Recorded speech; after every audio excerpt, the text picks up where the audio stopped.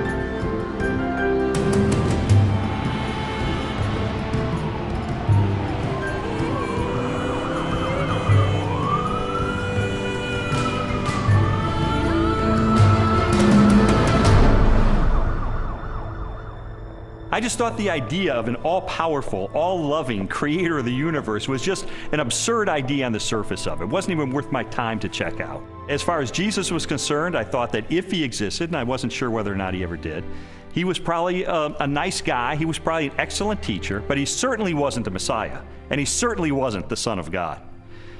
Now, my wife was more in spiritual neutral. She was more of an agnostic, whereas I was more antagonistic toward Christians. I just didn't know where all the pieces fit together. I didn't know who Jesus was or how he fit into the picture. Lee was antagonistic towards God. I was simply confused. There really was no room for God in my relationship with Leslie when we were dating and when we got married, but you know what? We were happy. We didn't have any problem with that. When I first started going to church, Lee responded very negatively. He basically told me that this is not what he had signed up for, that when we had gotten married, he had life planned in a way that did not involve church. My biggest fear with Leslie was that she was going to turn into some religious prude or something, and I thought nothing good can possibly come out of this. But even though I had all these negative ideas of things that were going to happen, in the ensuing months I began to see positive changes in her character and in her values and the way she related to me and the children. And it was winsome and it was attractive. And so when she invited me to go to church with her on January the 20th of 1980, I thought, you know what, I'm going to go.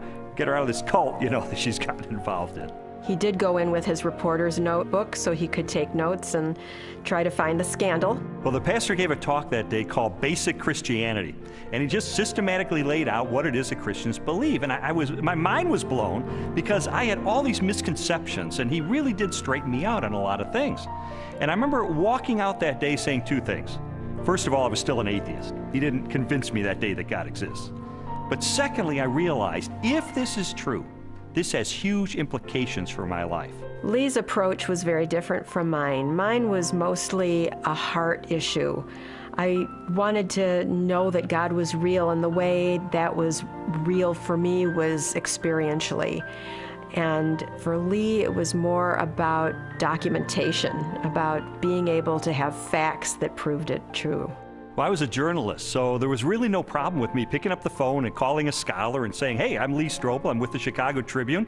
I'd like some background information about the New Testament. And so I would do that, and I thought it was going to be so easy to expose the fallacious thinking behind Christianity. But as it turned out, it took me almost 2 years of my life to investigate these issues. It really was, in a sense, the most exciting story I'd ever pursued as a journalist.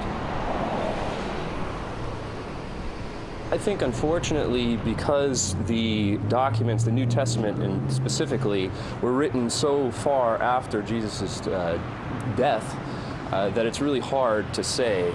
I don't know if myself that it was real, I was not there, but people were there at that time. So their account of things that happened back 2,000 years ago has been passed down. As an attorney, I rely on evidence. And so, you know, it would be tough to get evidence at this late date. Well, I began my investigation by looking at the gospel accounts. How did I know that the New Testament was telling me the truth when it talked about Jesus? Now, obviously, I didn't accept the New Testament as being the inspired Word of God. I certainly didn't accept it as being inerrant. But what I had to accept it as being, which it undeniably is a set of ancient historical documents. And I knew that historians had criteria that they could apply to determine whether or not these documents are trustworthy. So those are the kind of people who I pursued. I went after the heavy hitters. I went after the expert witnesses who could help me sort through these issues. J.P. Moreland, Biola University. Mark Strauss, Bethel Seminary. Craig Blomberg, Denver Seminary.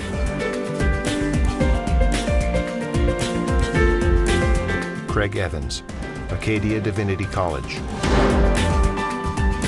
N.T. Wright, Bishop of Durham, United Kingdom. Over the last 250 years, it's been common coin in Western culture that, oh, you can't believe what's said in the Gospels. You know, it's even made into musicals. The things that you're liable to read in the Bible, they ain't necessarily so. And that skepticism has wormed its way into much modern culture, and indeed into many Christian circles, many church circles, where they'll say, well, Matthew probably made this bit up, or Luke just added this bit on the end of the parable, or whatever it is. I and others have spent some of the best years of our lives researching what was actually going on in Palestine in the first third of the first century AD, and trying to get inside the minds of first century Jews, first century Romans, different Jewish parties and movements, etc., etc. And the more that I have tried to do that, the more I've found that what you find in Matthew, Mark, Luke, and John comes up in 3 dimensions and says, my goodness, this actually belongs, it makes sense, it fits, it gives us very vivid portraits of who these people were and what they were doing. The New Testament Gospels are biographies of Jesus. While the authors do not identify themselves in the text, from very early in the Christian era, the Gospels have been attributed to Matthew, a disciple or follower of Jesus, Mark, a colleague of Peter, also a disciple, Luke, a historian and confidant of the Apostle Paul, and John, a disciple of Jesus. Both Matthew and John were among the 12, Jesus' closest followers, and constant companions throughout his ministry. They would have personally observed most of the events they described in their Gospels. Mark and Luke were also contemporaries of Jesus and wrote their biographies based upon information provided by many eyewitnesses.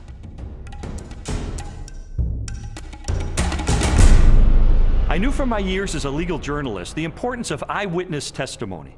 In fact, the first question that anybody asks is, how many eyeballs are there? How many eyewitnesses do you actually have? And I needed to determine whether or not contemporary scholars have ascertained whether or not the Gospels are rooted in eyewitness testimony. It's become evident to scholars of the first century that the Gospels were actually attempts to write biographies of Jesus. Now, not in the modern sense, because the Gospels are not particularly interested in his early years. But when it comes to Jesus' adult life and his activities, these are biographies. They're very clearly attempts by eyewitnesses to describe exactly what Jesus said and did, and the consensus of New Testament scholarship has moved in that direction. Many have undertaken to draw up an account of the things that have been fulfilled among us, just as they were handed down to us by those who from the first were eyewitnesses and servants of the Word. Luke chapter 1, verses 1 and 2. Luke's gospel begins with a prologue. It's actually one of the finest Greek sections in the whole New Testament. Luke was clearly a literary artist. But in that prologue, he points out that he has carefully investigated the material that he presents in the Gospels, that he's checked with eyewitness accounts, those who are actually present. If you read that prologue and you see this is the work of a historian, this was someone who has done his research. Therefore, since I myself have carefully investigated everything from the beginning, it seemed good also to me to write an orderly account for you, most excellent Theophilus, so that you may know the certainty of the things you have been taught. Luke chapter 1, verses 3 and 4. You have to understand that people in the first century valued eyewitness testimony. And this is why, from the 2nd century on, it was important to the early church fathers that the people who were alleged to have written the Gospels actually wrote them, and that they were eyewitnesses of the things they wrote. We have actually very early attestation of the authorship of the Gospels. The early church father Papias, for example, as recorded by the church historian Eusebius, identifies Mark's gospel as essentially the eyewitness account of Peter. Well, Papias was a disciple of the Apostle John, so we are only one generation removed from Jesus himself. That's a pretty close testimony, and strongly suggesting that, in fact, the Gospels are based on eyewitness accounts. Now, of course, it's not what you would have seen if you had a video camera there, because, after all, if you put a video camera on a street corner, even in Washington, you'd get politicians coming to and fro. You wouldn't actually have a story that would make sense. You'd have a string of random, unsorted events. That doesn't mean that none of it happened, that it's all made up. It's just to acknowledge what is blindingly obvious, that it has been edited and no doubt shaped by the needs of the community, because people tell the sort of stories that they want to tell, because this matters to us urgently here and now. Most historians date Jesus' birth between the years 7 and 4 BC, and his death no later than AD 33. Jesus' public ministry began with the choosing of his disciples and lasted approximately 3 years, culminating in the Passion Week and his trial and death. Scholars generally agree that the Gospel of Mark was written first, sometime between the years 60 and 75 in the 1st century. Matthew and Luke were probably authored shortly after, followed by the Gospel of John. The New Testament Gospels are by far our earliest and most reliable records of Jesus of Nazareth.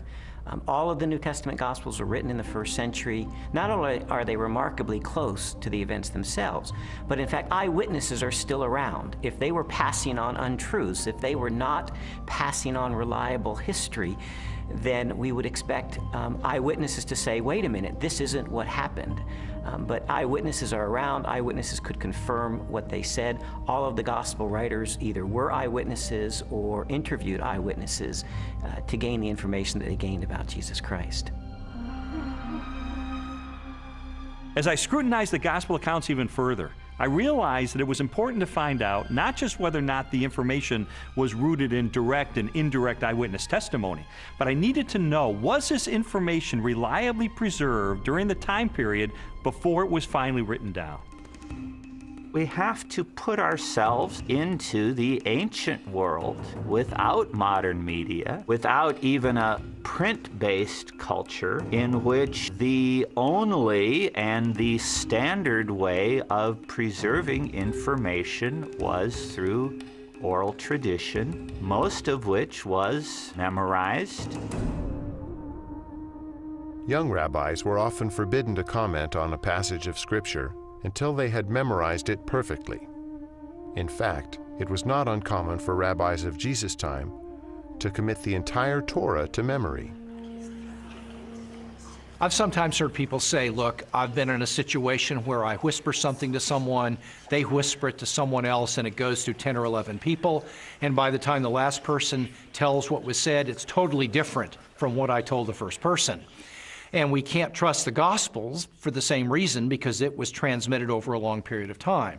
That illustration is really a bad analogy, and you have to understand that the 1st century apostles who passed on information about Jesus were deeply concerned to get this information correct, because they saw it as sacred, holy tradition. It wasn't about what Joe was eating for dinner last Wednesday night. In our day of instant media and everything has to be on film or tape recorded, we are more skeptical of oral tradition, but we don't really understand the nature of oral tradition. Oral tradition is a community event.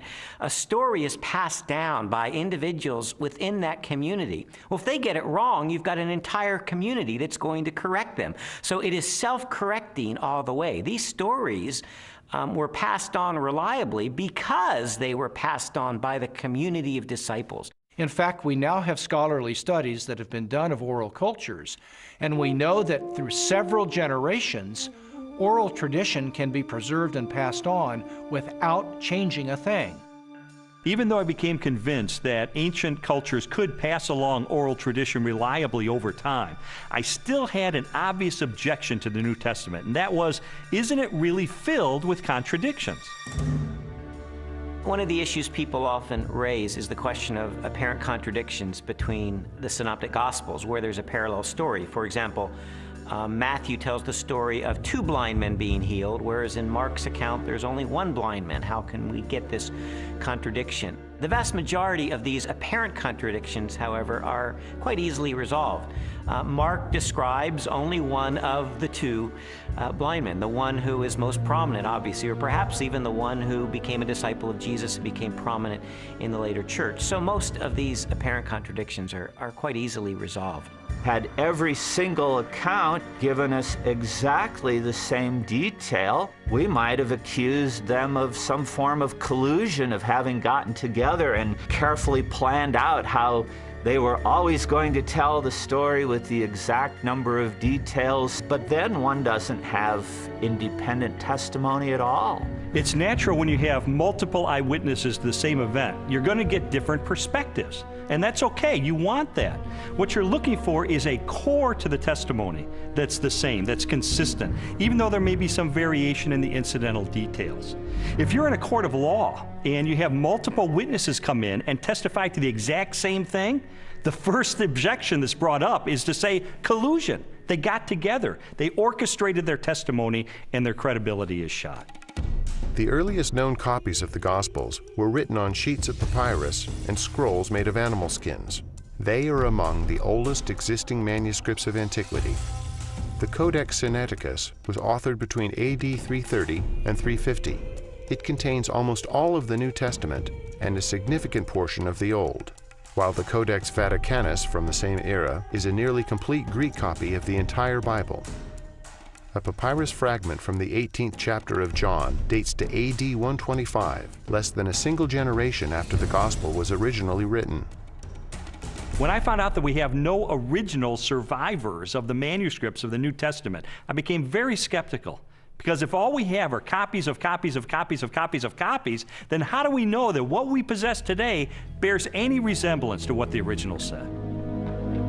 We have better manuscript attestation for the New Testament than any other ancient document. For example, the Bible of the Greeks, Homer's Iliad, is preserved in maybe 600 manuscripts, the oldest of them 1,000 years after the document was actually written. The New Testament, we have something like 5,000 Greek manuscripts. So everyone agrees, whether liberal or conservative, that we have an incredibly reliable New Testament. We have thousands of manuscripts of the New Testament. We also have virtually the entire New Testament preserved in the quotations of the Church Fathers in the first 4 centuries, so that if we had no copies of the New Testament, we could reconstruct the New Testament from quotations from the early Church Fathers. Following the pattern of my investigation, my next step was to determine whether or not there was any evidence outside the New Testament that corroborates what the New Testament tells us. Jesus, of course, wasn't the emperor of the Roman Empire. He wasn't some autocrat that had conquered half of the world, but he did leave an impact in his own environment and created a movement that grew from there. And there is a remarkable amount of documents and corroboration. Josephus refers to him. The Roman historian Tacitus refers to him. Suetonius, the political writer, refers to him. Critics refer to him. And so it's like a stone thrown into a pond. The ripples go out and everywhere are felt. It's a very impressive record taken as a whole. In AD 93, the Jewish historian Josephus published his work, Antiquities of the Jews. Scholars generally agree that the following text accurately records Josephus' record of Jesus. Now there was about this time Jesus, a wise man, for he was a doer of wonderful works, a teacher of such men as received the truth with pleasure. He drew over to him both many of the Jews and many of the Gentiles. When Pilate, at the suggestion of the principal men amongst us, had condemned him to the cross, those that loved him first did not forsake him, and the tribe of Christians, so named for him, are not extinct to this day. In a court of law, the rebuttal case is an opportunity for the other side to present their evidence. Well, in recent years, there's been a proliferation of books and articles about the so-called Gnostic Gospels. And I wanted to figure out, does this represent the mainstream of academic scholarship? The Gnostic Gospels are a collection of religious writings from the 2nd and 3rd centuries. They blend the teachings of Jesus with a variety of ancient philosophical beliefs. According to the tenets of Gnosticism, the universe was the creation of a flawed and wicked God. Therefore, all matter was evil. Salvation from this world could only be attained through secret knowledge about the spiritual nature of man. There's been a lot of talk about the Gnostic Gospels, the Gospel of Mary Magdalene, the Gospel of Philip, the Gospel of Thomas. These documents are almost universally recognized to be much later than the New Testament Gospels and not to record historically reliable material related to Jesus. Well, the New Testament Gospels give us a portrait of an early 1st century Palestinian Jesus of Nazareth. The Gospels from the 2nd century, which are mostly Gnostic Gospels, such as the Gospel of Judas, or the Gospel of Thomas, or the Gospel of Philip, or the Gospel of Mary, they give us a very different Jesus. Now, you can pick and choose if you want. You can say, well, I like the 2nd century Gnostic Jesus better.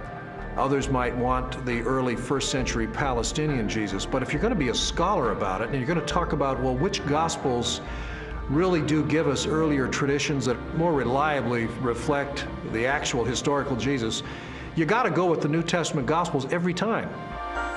There's a view among some that there were all of these different competing views of Jesus Christ, and that the one that won out became the orthodox perspective of Christ reflected in the Gospels. All the evidence runs contrary to that. Jesus was a 1st century Jewish teacher who revealed and demonstrated himself to be the Messiah. That's the presentation we get in Matthew, Mark, Luke, and John, the New Testament Gospels. These later Gospels, these Gnostic Gospels, present a very different Jesus, almost a Greek philosopher, an esoteric Gnostic Jesus that's clearly not the authentic historical Jesus. What I've come to discover is that the Gospels in the New Testament, Matthew, Mark, Luke, and John, are our best sources for Jesus. And I've also found that they are reliable, and that from these sources we can form a picture that I believe is very accurate, that tells us about Jesus, what he taught, how he was perceived by his contemporaries, and what his life was really all about. Everything from Jesus' parables, to his healings, to his controversies, to his warnings, and all of that, the reason they were telling this stuff is that not just it was good advice for them in their own day, but that it actually mattered, that it actually happened. And if it hadn't happened, you're into a totally different worldview, a worldview which is about ideas, which is about self-realization, hugely popular in our culture just now, discovering who I really am. You know, for goodness sake, Jesus didn't come to help me discover who I really am. He came to tell me who he knew I really was and to do something about it. And that's much better news. After a while, as the evidence would accumulate more and more, it was like there were these scales and they began to tip increasingly. And I began to go from a hard-hearted, cynical atheist to someone who was still skeptical, but who was more open-minded, maybe more of a spiritual seeker, someone who was willing to follow the evidence wherever it took me.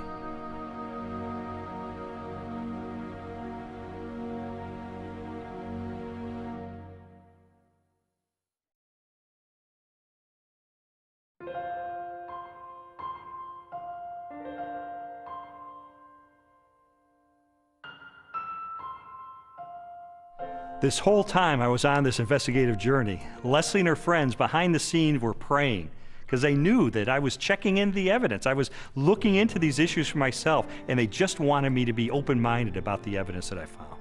I was feeling like my whole world was opening up into something new and way more exciting and fulfilling than what we had been on. And it was that frustration of trying to help him to recognize that that was the case. Well, Leslie tried several things during this period to try to spur me on in my investigation. It didn't help very much. For instance, she would leave Bible tracts around the house, or she would take a Christian book and highlight certain passages and leave it open on a coffee table, things like that. And it really didn't help, and I told her it was not helping, and she understood that. But I think sort of the whole time she was holding her breath, because this was not a very smooth investigation.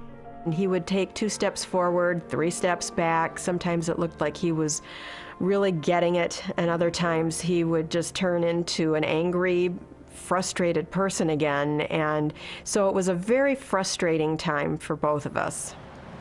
I believe Jesus was a real person. I believe he did live. I guess there are some exaggerations in the Bible, I'd have to say. I don't believe we'll ever know if Jesus was really what everyone thinks he is. I think it's a lot of folklore. I think it's a lot of historical misrepresentations. I think it's a lot of wishful thinking. But I don't think we know, and I don't think we'll ever know, and I don't think there's any way to prove what has been claimed about Jesus for all these years. The biographies of Jesus in the New Testament gave me a lot of information about him. But Christians were saying that he is the Son of God. That's a huge step to take to believe that. And so I sought out more scholars so I could pose to them this question: who was Jesus?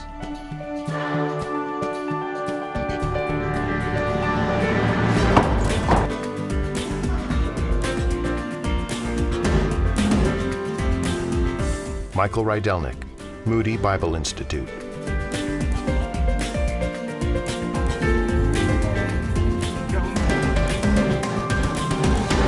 Ben Witherington, Asbury Seminary.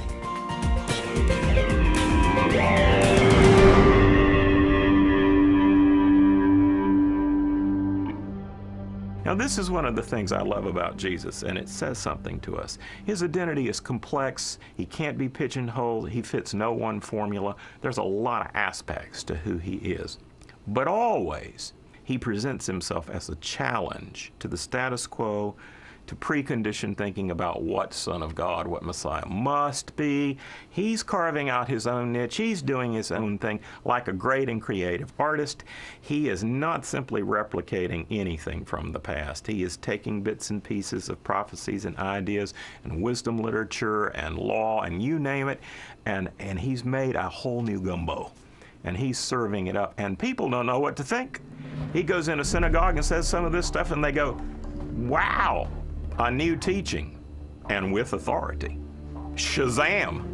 Amazingly, people say, you know, no one teaches like him because he spoke with his own authority. Our sages, our rabbis, always taught that you have to teach in the name of someone else. You know, Rabbi so-and-so says in the name of Rabbi so-and-so. That's the way rabbis were taught to teach. Yeshua came and said, you've heard it said, but not what my rabbi taught me, but I say unto you. And he would clarify, even overrule in some ways, the Old Testament law. Well, this law was given by God himself, for Jesus to say, I am the authoritative interpreter of the law. I am the one who has come to fulfill the law. That's an extraordinary claim, a claim to essentially the authority of God. The Spirit of the Sovereign Lord is on me, because the Lord has anointed me to preach good news to the poor. He has sent me to bind up the brokenhearted, to proclaim freedom to the captives. Isaiah 61:1. It's interesting because when Yeshua went into the synagogue, that was the passage he read. And he says, this day, this verse is fulfilled in your hearing. And basically he's saying, I'm the servant that's described here. I'm the one who fulfills this. Philip comes to Jesus and asks him to show us the Father, and Jesus says, the one who has seen me has seen the Father. Jesus clearly presents himself as the self-revelation of God. Those who meet Jesus are, in fact, meeting God. When Jesus is brought before Caiaphas, the high priest, and some of the Sanhedrin members that have gathered the evening that Jesus is arrested, they're trying to find incriminating evidence, they're trying to find incriminating testimony, and they're not doing real well. And finally, the high priest asked Jesus directly, tell us plainly, are you the Messiah, the Son of God? And Jesus says, I am. And you will see the Son of Man seated at the right hand, coming with the clouds of heaven. And there Jesus has combined phrases from Daniel 7 and Psalm 110. Jesus sees himself as this heavenly figure. More than 80 times in the New Testament Gospels, Jesus is identified as the Son of Man. While the human connotations of the phrase are obvious, a broader interpretation is found in an Old Testament scripture written by the Jewish prophet Daniel. In my vision at night I looked, and there before me was one like a son of man, coming with the clouds of heaven. He approached the Ancient of Days and was led into his presence. Daniel 7:13. Many Christians and non-Christians alike hear the phrase Son of Man, they think Son of God refers to his deity and Son of Man refers to his humanity. That's in part true, but in fact Son of Man has a much greater significance than that as well. The title Son of Man, Jesus draws that title from Daniel chapter 7, where a glorious messianic figure comes before the Ancient of Days, a reference to God, and he is given all glory and power and majesty. That portrait of this glorious Messiah is the one that Jesus identifies himself with. He is the Son of Man. So Son of Man doesn't just mean a human being. His dominion is an everlasting dominion that will not pass away, and his kingdom is one that will never be destroyed. Daniel 7:14. Actually, the phrase Son of Man refers to his humanness and his more than humanness. Because no human being can rule forever unless he's a forever person in some kind of way. In addition to the claims that Jesus makes about himself in the New Testament, there are also reports that he performed the miraculous, that he walked on water and healed the sick and turned water into wine and raised the dead and did exorcisms. And so I had to know, is there evidence that these miracles are a result of his divine nature? Jesus' contemporaries, that is, people who liked him, people who were indifferent, neutral, and people who opposed him, all acknowledged he did extraordinary things. Now, of course, the people who liked Jesus and believed in him and followed him said Jesus did these powerful works because of the Spirit of God. People who opposed him would say, well, I admit he does these amazing things, but it's because the devil is helping him. The Talmud actually speaks of some of these things. In some of the passages that deal with Yeshua, it has him as a magician. And why do they describe him as a magician? It's not flattering. There's a historical recognition here that when Yeshua came, he did miracles, just as Isaiah 35 indicates in the Messianic age. When the Messiah comes, he'll be able to make the blind see and the lame walk. The New Testament Gospels record at least 40 separate miracles performed by Jesus during the course of his ministry. They include healings, exorcisms, mastery over nature, and even raising of the dead. Christian theology has always held that these miracles are part of a total picture that displays the attributes of God himself: unlimited power, total knowledge, ever-present, unchanging, eternal. There's no question that the biographies of Jesus describe him as a worker of mighty deeds. But I wanted to know, does this make him any different than the other miracle workers and magicians of the ancient world? Miracle workers that we find occasionally in the first century are magicians. They use incantations, they use spells, they try to coerce gods or divine figures to work on their behalf. That's very different than Jesus' miracles. Jesus' miracles were to demonstrate the power of the kingdom of God. When he healed the sick, he pointed back to Isaiah's prophecies that when God's kingdom would come, when God's salvation would come, the lame would walk, the blind would see. This was the demonstration that God's kingdom was arriving. He's an exorcist. You don't find any of those in the Old Testament. People were not looking for messianic exorcists. He carves out his own niche. He reveals his identity in his own way. It becomes clear that he is somebody who can take on the powers of darkness himself and win. What kind of person is that? And he doesn't have to use recipes and formulas like other ancient exorcists. He can just call the demon by name and that boy's out of there. One of the most astonishing things that Jesus did was when he claimed to forgive sins. In Mark's Gospel, chapter 2, a man is brought to him paralyzed man, and the crowds around him are expecting Jesus to heal him. But instead, the first thing Jesus said is, your sins are forgiven. Only God forgives sins. Now, some might say, well, Jesus may have been forgiving sins on behalf of God. But in fact, that's not the way his listeners understood him, because immediately the religious leaders responded to that. Who is this that forgives sins? Only God forgives sins, they claim. But Jesus claims the ability to forgive sins. And then to confirm that he has that authority, he then heals the man. And so a very obvious question arises. That is Jesus the Messiah, the Christ, the Anointed One, the one sent by God to be the Savior of Israel and the world? Christians told me that there are dozens and dozens of ancient prophecies contained in the Old Testament of the Bible, and that they predict the coming of this Messiah, and that Jesus, against all mathematical odds, fulfill those prophecies. And I thought, this is a little bit like the fingerprint evidence you see in a court of law. I remember covering one particular case where the murderer went through the purse of the victim, and he left one thumbprint on the cellophane wrapper of a package of cigarettes. And it was that thumbprint that led to his conviction for murder. And I thought, in an analogous way, could it be that these ancient prophecies are sort of like that thumbprint on the cellophane? Do they create a thumbprint that only Jesus Christ in all of history manages to match?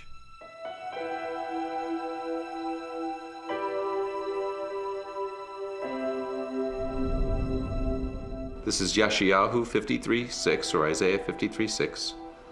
Kulanu katson ta'inu, ishla darko paninu, vadonai hifnia bo, et avon kulanu. All of us, like sheep, have gone astray.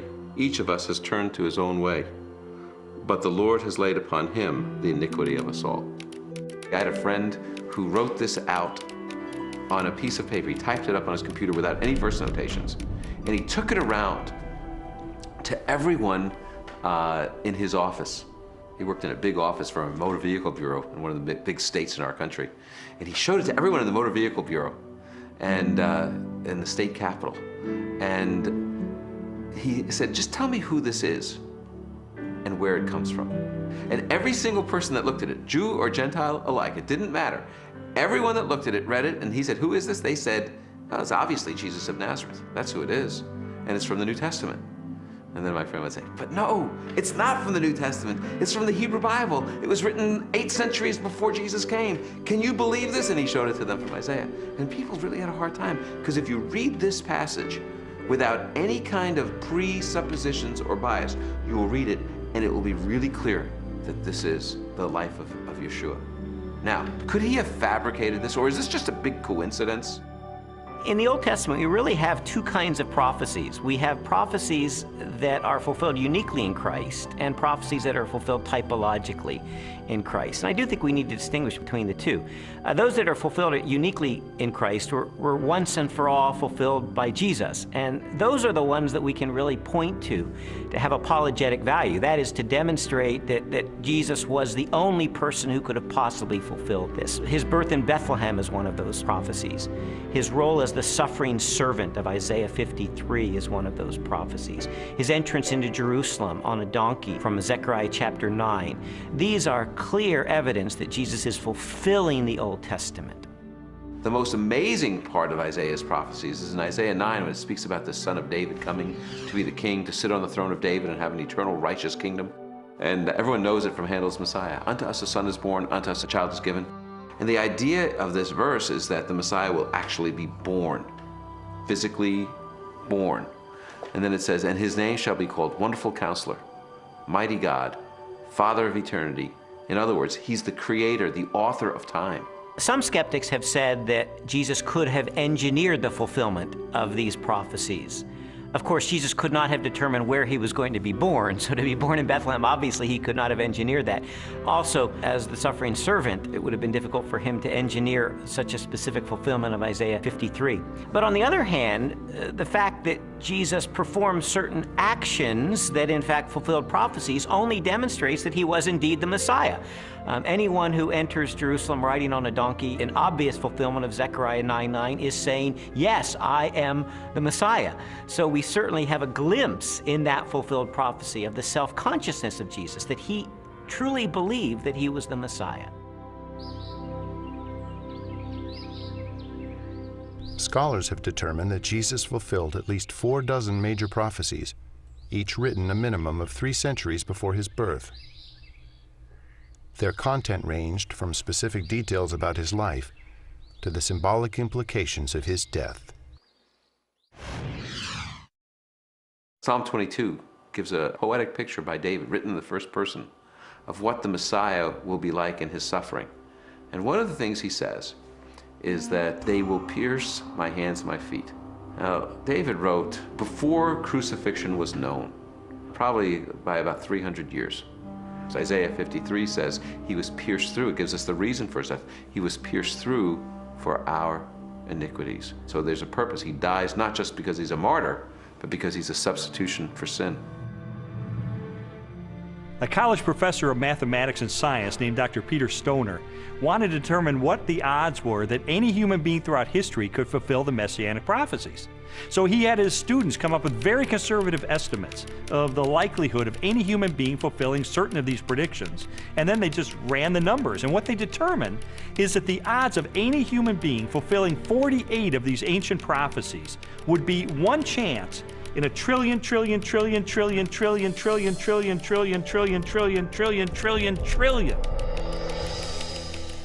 It is mathematically virtually impossible.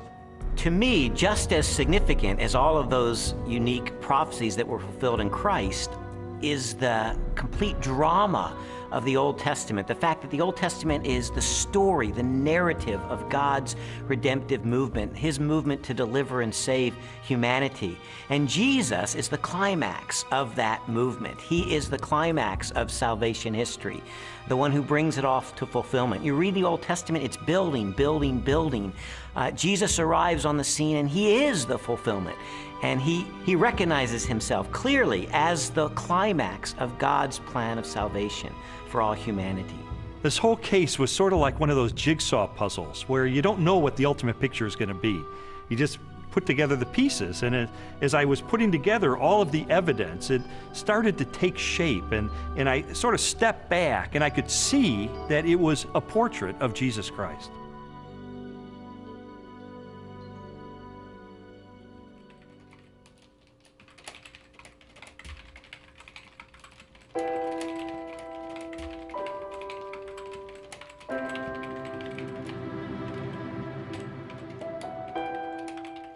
This was not just an intellectual journey. There was a very real emotional component to this, because I would find things along the way that would challenge me and my worldview on a very deep level. And I would recoil from it, and I wouldn't want to believe it. And I mean, there were so many reasons why I didn't want there to be a God, because I did not want to be held accountable for my life. I didn't know at the time why Lee was so angry. I thought it was just being stubborn. He says, after coming through it, that it was conviction. It seemed that the more Leslie's values were changing and her character was being transformed and the way she related to me and the children was changing, it would highlight the contrast with my life. I was feeling fearful and angry as well that he was being affected by it in the way that he was. I mean, the truth is, I felt like I was losing Leslie. She was being pulled away from me into this Christian subculture. I didn't fit in there. I'm the atheist. I'm the skeptic. And yet I felt like she was being pulled away, and I loved her. I didn't want to lose her. And it got to the point where I was so angry over the whole thing. One day I just reared back and I kicked a hole in our living room wall, just out of rage over the situation. It was a very ugly scene right in front of Leslie, right in front of our little girl. They were crying, and I didn't want to lose her.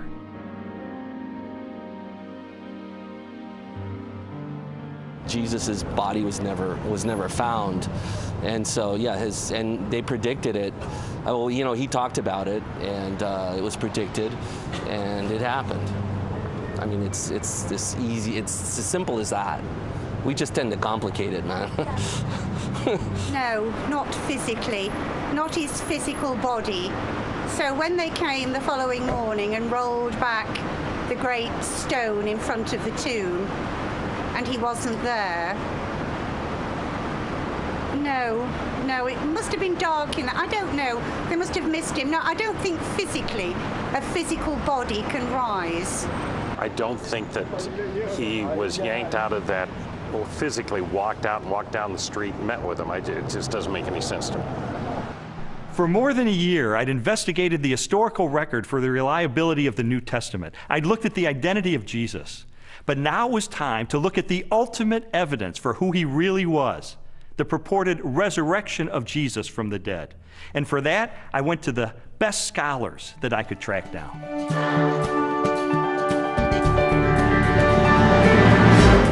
William Lane Craig, Biola University. Gary Habermas, Liberty University.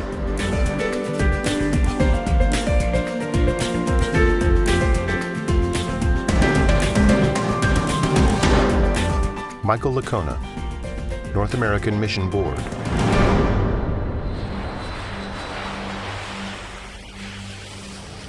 You see, while Jesus was on earth, he made some really radical claims. He claimed to be the uniquely divine servant of God, and he claimed that the only way that we could get to God would be through him. Now, I submit to you that if one of your professors made some claims like that, you would think that he or she was a few French fries short of a Happy Meal. Those are some really audacious claims.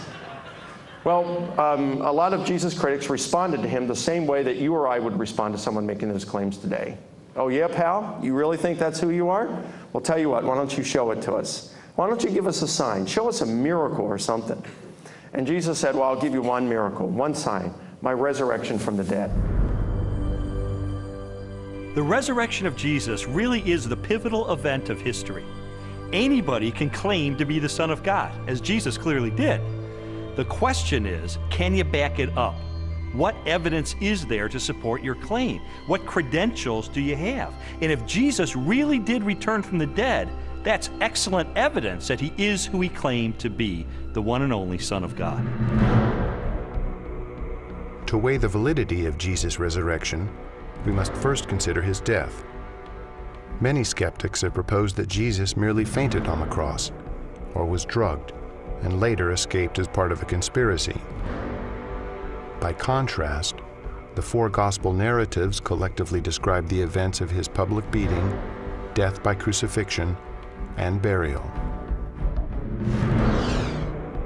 Pilate had Jesus flogged and handed him over to be crucified. Mark 15:15. Chances of surviving crucifixion were extremely bleak. Crucifixion and the tortures that normally preceded it was the worst way to die in antiquity. A person was scourged to the point usually that their intestines, arteries, and veins were laid bare. And then after that, a person was dragged out where they were impaled to a cross or a tree and then left hanging there in excruciating pain. In fact, the word excruciating comes from the Latin, out of the cross. Jesus was being tried and executed as a rebel leader.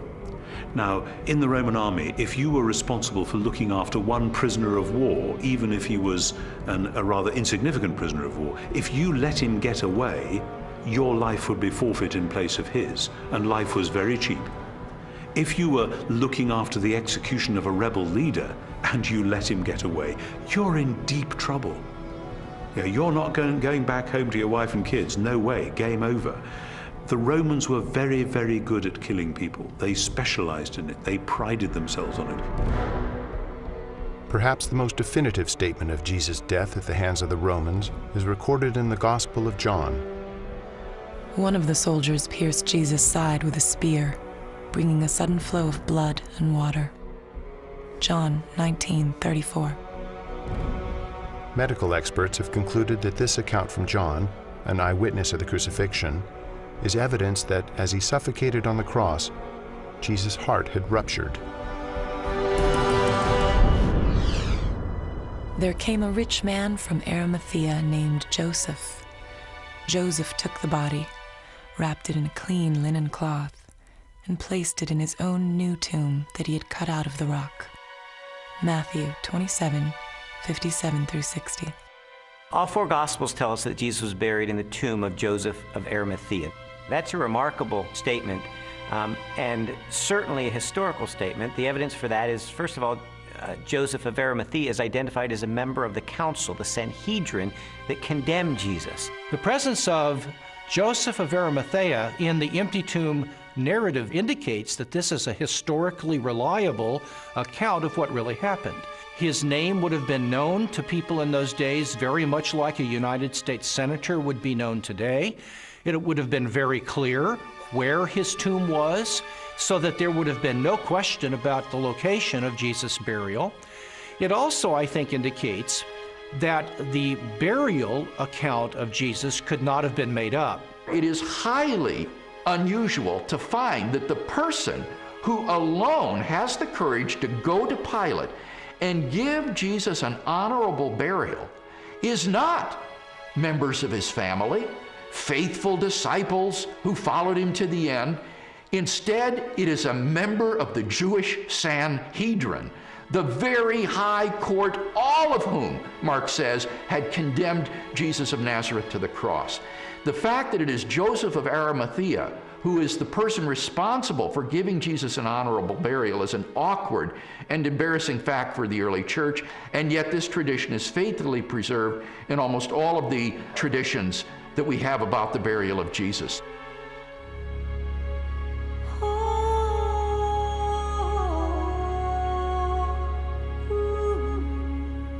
If Jesus really was killed by the Romans, if his body really was buried in the tomb of Joseph of Arimathea, then the next focus of my investigation became obvious. On the first Sunday after the crucifixion, was the tomb of Jesus Christ really empty? On the first day of the week, very early in the morning, the women took the spices they had prepared and went to the tomb. Luke 24, 1. The empty tomb story also has a very embarrassing feature of it that is preserved in the memory of the early church, namely the discovery of the empty tomb by women. Now, in order to appreciate this, you have to understand something of the status of women in Palestinian Jewish society. In that society, which was a patriarchal society, women were frankly second-class citizens. If you were going to invent an account about an empty tomb, then why on earth would you invent witnesses, primary witnesses, whom no one would believe? In fact, they would scoff at that later on. Supposing you were inventing the story of the resurrection of Jesus, many people have said, oh, this was all just dreamed up later on. Well, how would you have done that? The one thing you wouldn't have done would have been to have not only a woman, but a woman who's got nobody quite knows what, but a fairly shady past, as your prime witness. And yet there she is, Mary Magdalene, in Matthew, Mark, Luke, and particularly in John. And already by the middle of the 2nd century, the pagans are sneering, oh, this is just based on the testimony of hysterical women, you can't believe that. But the early Christians stuck to their story, they stuck to their guns, they stuck to the women. They said this is how it was. Now, they just would never have made that up. And that actually has enormous ramifications. If this is how the story was, and they didn't change it to airbrush Mary out, then this really must have been what happened on that first Easter day. The chief priests devised a plan. They gave the soldiers a large sum of money, telling them, "You are to say, his disciples came during the night and stole him away while we were asleep." Matthew 28, 12 and 13. Matthew reports that the Jewish authorities were claiming that the disciples of Jesus had stolen his corpse. And this is verified by Justin and Tertullian a little bit later on, saying that the Jewish leaders were still saying the same thing in their day. Now here's the question. If the body is still in the tomb, why are you saying that the disciples had stolen it? Well, if you think about that, The claim that the body was stolen confirms that Jesus' enemies acknowledged that the tomb was empty. If you've got a stolen body, you must have an empty tomb. If the tomb was not empty, Jesus' opponents would surely have gone and got the body and shown it as soon as the disciples began proclaiming the resurrection. I found the evidence for the empty tomb very convincing, but you know what? That didn't tell me what happened to Jesus. Is it true that hundreds of people really saw him alive after the crucifixion? My research took me to a letter that the Apostle Paul wrote to the church at Corinth, and it contains the earliest passage of all about what happened to the resurrected Jesus. He was raised on the third day. He appeared to Peter and then to the 12. After that, he appeared to more than 500 of the brothers at the same time. Then he appeared to James, then to all of the apostles. And last of all, he appeared to me. 1 Corinthians 15, 4-8. Paul, who is a first-generation Christian, having met and seen the resurrected Jesus, describes resurrection appearances to Peter, to the apostles, to James, and finally to himself. And he also mentions 500 people who saw Jesus alive. So we have eyewitness first-hand account of someone who himself saw Jesus alive and knows of 500 people or so who saw Jesus alive. That's extraordinarily strong evidence. These people, Paul tells us, were still alive at the time that he was telling the Corinthians about it. And his implication is we have hundreds of people who actually saw Jesus risen from the dead. If you don't believe me, you can ask them about it because they're still alive. In 1 Corinthians 15, Paul tells the Corinthian church that he passed on what he received. He uses the language, actually, of a formal transfer of tradition. What he received, and then he describes the resurrection of Jesus Christ and the resurrection appearances. This confirms for us that the accounts of the resurrection were creedal tradition that were passed on to Paul. So if 1 Corinthians was written in the early to mid-50s of the first century, these traditions were much earlier than that, going back to the period of Paul's conversion in the 30s. So that pushes the accounts of the resurrection to a very, very early date. Paul seems to think that the best argument for this text is that he received it from trustworthy persons. I gave you what I was given. The answer's right. I went to the right people. And critics believe that Paul got this material. Generally, they say he received it in Jerusalem about 35 AD. First of all, he's early. He's writing within 20 to 35 years of the purported event itself, because he's quoting from a creed, an oral formula, tradition that predates the writing of the New Testament, for which most scholars date to between 3 to 5 years of the crucifixion itself. 1 Corinthians 15, 3-7 provides evidence that belief in the resurrection was already present among Jews within 2 to 3 years after Jesus was killed. That means that the resurrection stories aren't something that evolved over 30, 40, 50 years after the crucifixion of Jesus. So we have the empty tomb, we have the eyewitnesses, we have the early accounts. The question is, are there any other additional facts, circumstantial evidence, to support the resurrection? While the Apostle Paul described hundreds of eyewitnesses to the resurrected Jesus, the full impact of the event is perhaps best measured by the subsequent growth of the early Christian church in the face of intense persecution. In the 2nd century, the Roman historian Tacitus wrote, "Nero inflicted the most exquisite tortures on a class hated for their abominations, called Christians by the populace. Christus, from whom the name had its origin, suffered the extreme penalty at the hands of one of our procurators, Pontius Pilate, and a most mischievous superstition, thus checked for the moment, again broke out not only in Judea, but even in Rome." Even the most critical, skeptical scholars recognize that the earliest disciples at least believed that God had raised Jesus from the dead. In fact, they pinned nearly everything on it. Without belief in Jesus' resurrection, the early Christian movement could never have come into being. They recognized in Jesus something special, but they wondered if they were mistaken when he died. They didn't anticipate that. Suffer maybe, but die at the hands of Pontius Pilate, the Roman governor?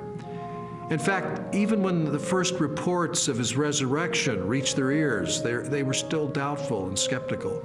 But when they met the risen Lord, their skepticism was transformed into a very confident faith, a great joy, and a determination to preach the good news to everyone else. And I think that's the part that's awfully hard to refute, because we have this turnabout, this transformation of a discouraged and bewildered following on the basis of the good news. Somehow you have to explain the explosion from scared followers who run away to let's worship him, let's sing to him, let's pray to him. If there was no resurrection, and more to the point, if there was no resurrection appearances of Jesus, to those who doubted and were discouraged and denied and betrayed Jesus, we would not be sitting here talking about this today. Other messianic figures had risen in the past, had claimed to be somebody, and had been suppressed and killed by the Romans.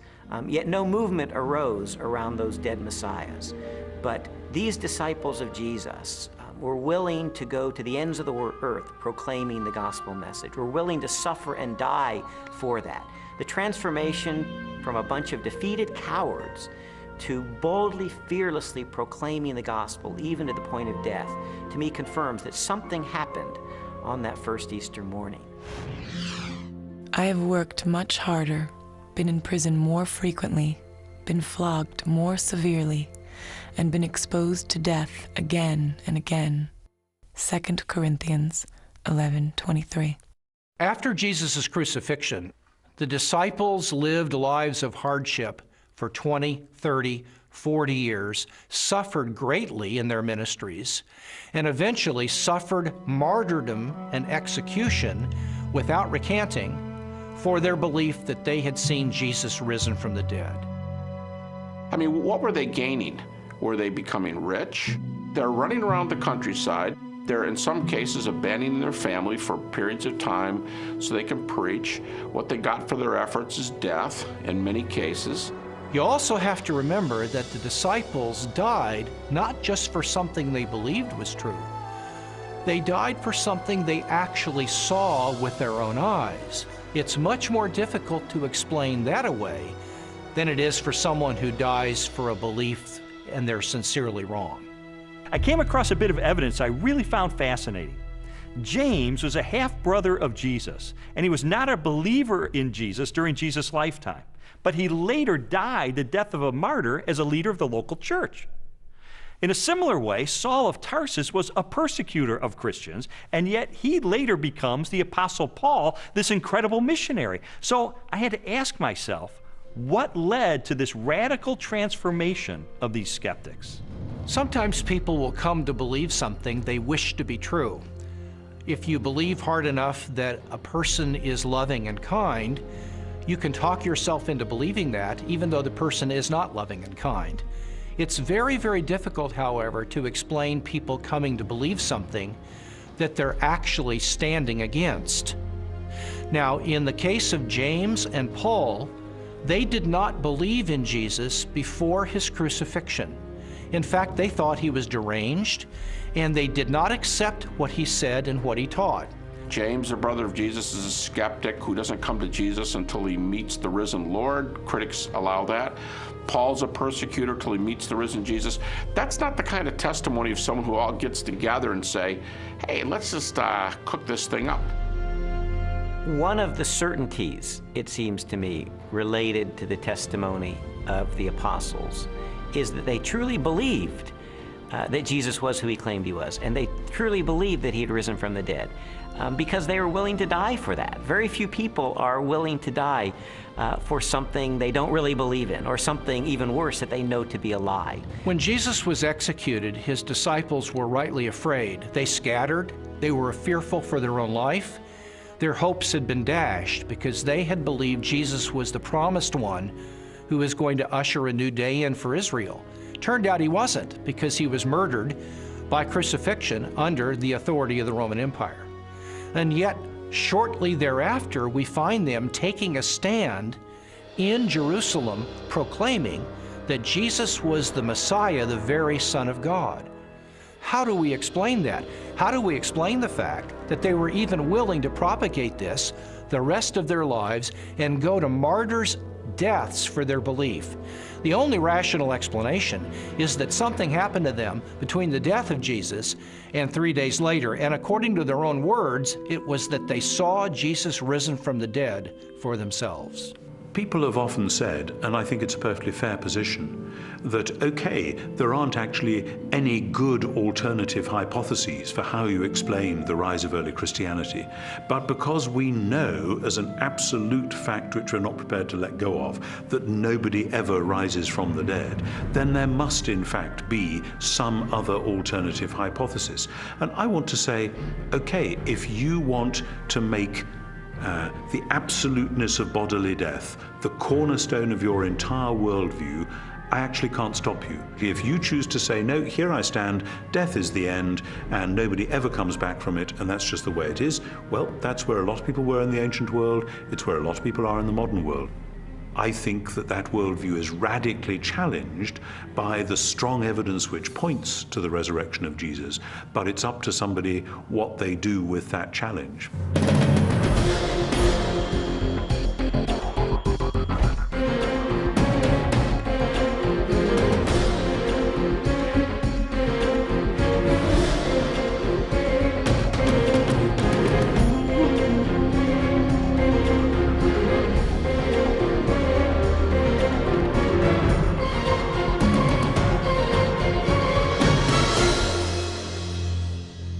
The evidence accumulated over time until November the 8th of 1981, which is sort of when I reached a critical mass.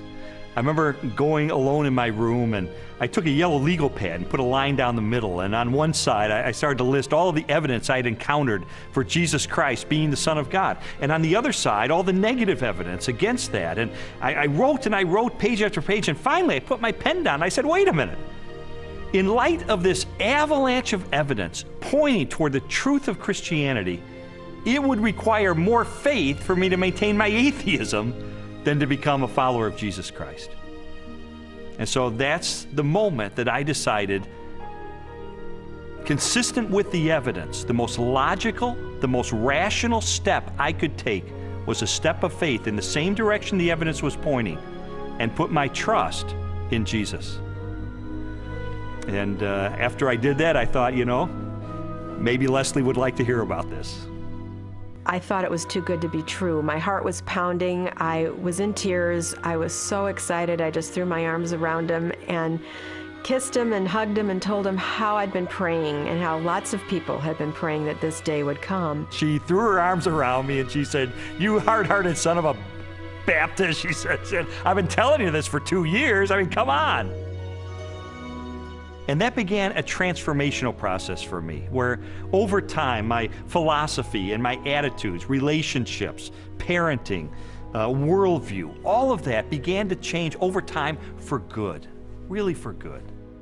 When Lee became a Christian, his whole life started to change, to the extent that our 5-year-old daughter, who also saw those changes, went to her Sunday school teacher and told her that she wanted Jesus to do in her life what he had done in her daddy's life. Jesus said, "You shall know the truth, and the truth will set you free." And you know, that's my story. It was someone who said, I'm going to investigate this stuff with an open mind, let it take me wherever the evidence will take me. And what I discovered in the end is Jesus made the claim that he is the truth, that everything hinges on his identity. In fact, everything hinges on the resurrection, because anybody can claim to be the Son of God. If Jesus really did return from the dead, then he is who he claimed to be, and that changes everything. But what about your own journey? I'd really encourage you, if you've never done it, to investigate the evidence for yourself, but make 3 resolutions up front. Number 1, make it a front burner issue in your life. Number 2, resolve to have an open mind, to go wherever the evidence takes you, even if it takes you to the very uncomfortable conclusion that Jesus is who he claimed to be. And then finally, resolve that once the evidence is in, you will reach a verdict in the case for Christ.